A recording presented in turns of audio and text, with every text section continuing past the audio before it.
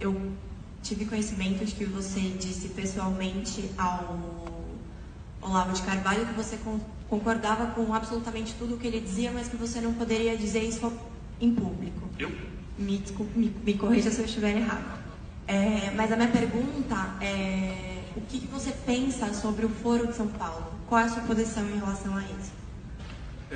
Eu acho que o que pega na discussão, assim, na convivência das pessoas é catapora. Ideia só pega se for boa. Então eu não temo conviver com ninguém. E o Olavo de Carvalho é uma pessoa por quem eu tenho admiração. Quer dizer que eu concordo com as coisas dele? Absolutamente não. Até porque eu o conheço um pouco melhor fora do papel que ele desempenha. Porque eu sou palestrante pago, não para estudante, eu não cobro. Mas eu faço palestras e empresário, isso aqui, então eu cobro razoavelmente bem. E ele também faz umas palestras pagas por aí. Mas ele já dividimos alguns auditórios.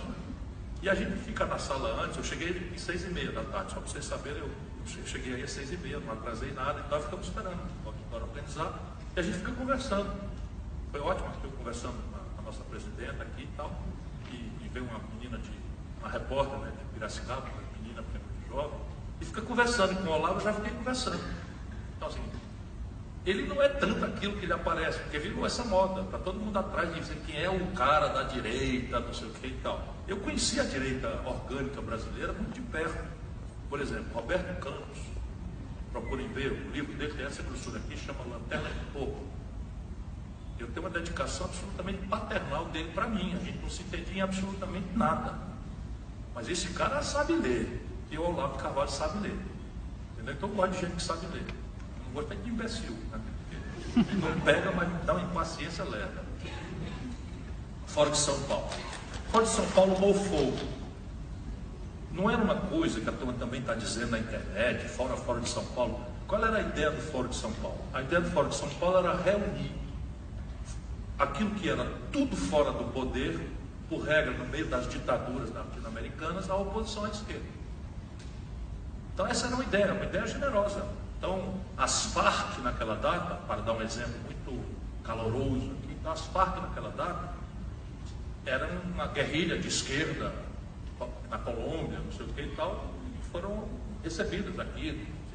Eu participei de uma ou duas reuniões e achei aquilo muito sem fundamento, não fui mais.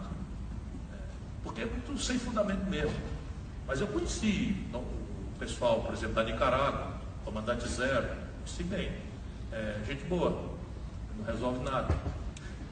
Conheci quem mais? Eu conheci o comandante lá da guerrilha do México. Aquilo fica a ser meio ridículo, sabe? De Chiapas. Fui lá, negócio de mediação e tal. Hoje isso tudo faz essa coisa ficar meio desrespeitosamente como eu estou falando, mas no passado era um lugar onde, um país como o nosso, que é o maior de todos e que dava lugar para os caras que se aparecessem no auditório da Colômbia iam ser presos ou fuzilados. Então, nesse sentido, eu acho interessante, mas hoje em dia não diz mais nada. Mofou completamente.